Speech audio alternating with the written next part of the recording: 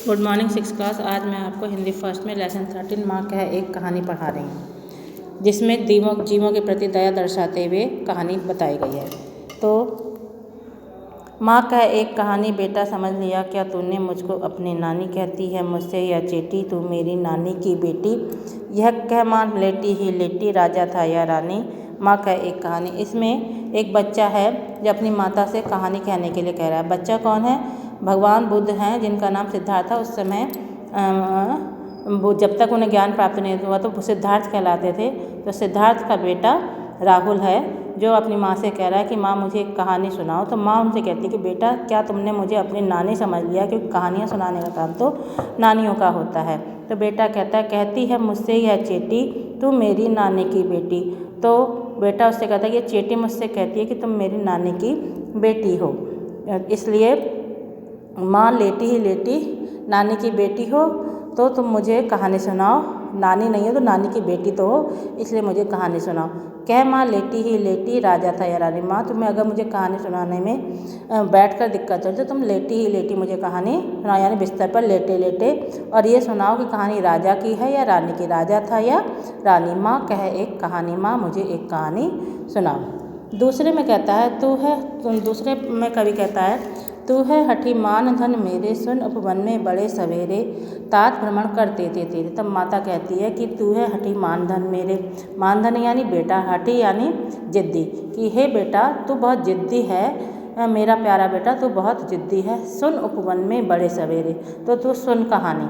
उपवन यानी बगीचे में, बड़े सवेरे बगीचे में बहुत ही सुबह, तात भ्रमण करते थे तेरे। तात यानी पिता, भ्रमण यानी घूमते थे।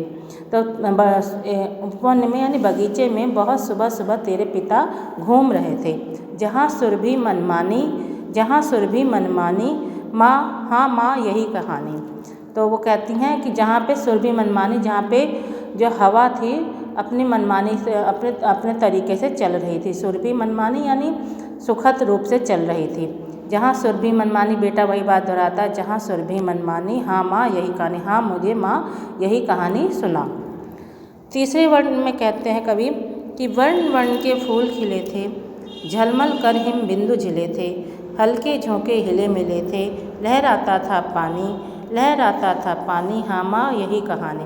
तो फिर माँ आगे कहती है कि वर्ण वर्ण के फूल खिले थे। वर्ण वर्ण यानी तरह तरह के फूल, रंग बिरंगे फूल खिले थे। झलमल कर हिम बिंदु में झिले थे, और झलमल झलमल उन पर क्या जो है, उन फूलों के ऊपर ओस की बूंदें गिरी हुई थी। तो वो हिम बिंदु की तरह यानी बर्फ़ के बिंदुओं की तरह दिख रही थी। हल्के झोंके हिले मिले थे, और हवा के हल्के हल्के झोंके चल रहे थे।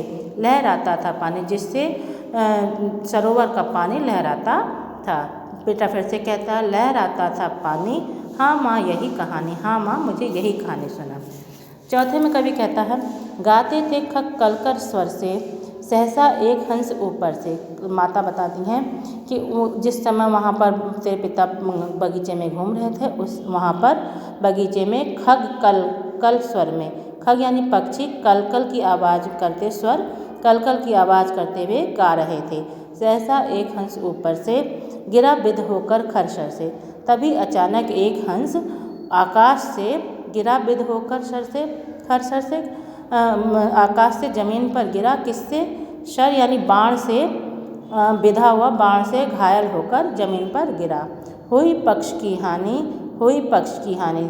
तो माँ कहती है कि उस पक्षी के जीवन की हानि हुई थी, यानी उस पक्षी को घायल होकर वो गिरा था। तो बेटा कहता हुई पक्ष की हानि, वह बात माँ के द्वारा हुई पक्ष की हानि, करुणा भरी कहानी की, पक्षी घायल था, यह बहुत दुख भरी कहानी है।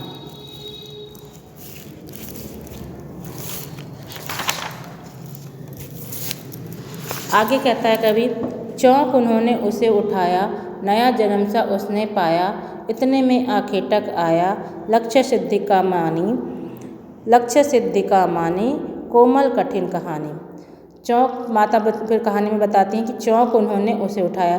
तो जब धरती पर हंस जो गिरा, उसको चौंक कर उसके पिता ने, तुम्हारे पिता ने उठा लिया, नया जन्म सा उसने पाया। तो जब तुम्हारे पिता ने उसे गोद में उठा लिया तो उस पक्षी को लगा जैसे उसे नया जन्म मिल गया है।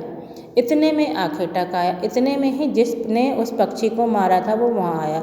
लक्ष्य सिद्धि का मानी, और वो उससे अपना अधिकार यानी लक्ष्य सिद्धि का मानी कि यह मेरा शिकार है, ये मानते हुए वो वहाँ पर आया।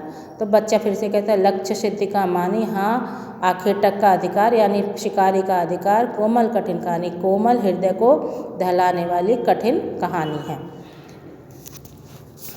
फिर कहता है हुआ विवाद सदा हृदय में, उभय आग्रही थे स्व विषय में।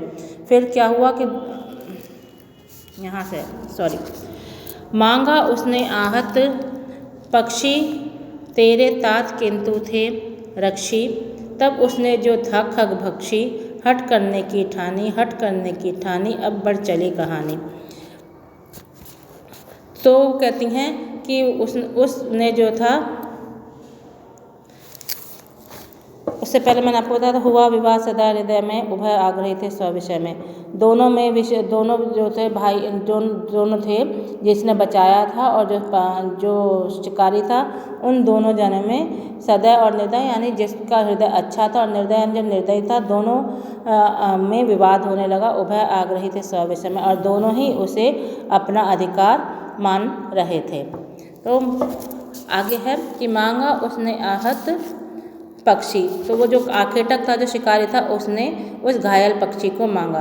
तेरे तात किंतु थे रक्षी, लेकिन तेरे पिता ने उसकी रक्षा की थी। तब उसने जो था खग भक्षी, हट करने की ठानी, तो जिसने उस खग को मारा था वो उसको पाने के लिए जिद करने लगा। हट करने की ठानी, अब बढ़ चली कहानी। बेटा फिर से कहता है कि उसने जिद करने की ठानी, उसे लेने की ठानी, अब कहानी आगे बढ़ी है। फिर कहते हैं कोई निरपराध को मारे तो क्या अन्य उसे ना उबारे। यदि कोई किसी बिन अपराध को यानी कोई जब किसी का कोई अपराध नहीं है उसको कोई मारे, तो क्या अन्य कोई उसे उसकी रक्षा नहीं कर सकता, उसे बचा नहीं सकता। रक्षक पर भक्षक को उबारे, न्याय दया का दानी। रक्षक पर भक्षक को उबारे, तो न्याय का क्या होना चाहिए, न्याय किसको मिलना चाहिए, दया को मिलना चाहिए। यानी जिसने दया की है, यानी जिसने रक्षक पर भक्षक को वारे। जो रक्षक भक्षक को वारे यानी जो किसी को मारने वाला है उसको छोड़कर रक्षा करने वाले के प्रति न्याय होना चाहिए, यानी दया का दान मिलना चाहिए। तो बेटा कहता है न्याय दया का दानी, तो न्याय जिसको मिलता है वो न्याय केवल दया के को ही मिलना चाहिए, यानी जिसने रक्षा की है उसे ही मिलना चाहिए। तो माँ कहती है तूने गुनी यही कहानी। तो कहती है हाँ, वो कहता है हाँ माँ तूने यही गुनी कहानी कि न्याय उसी को मिलना चाहिए, जिसने दया करके उस पक्षी की जान बचाई है।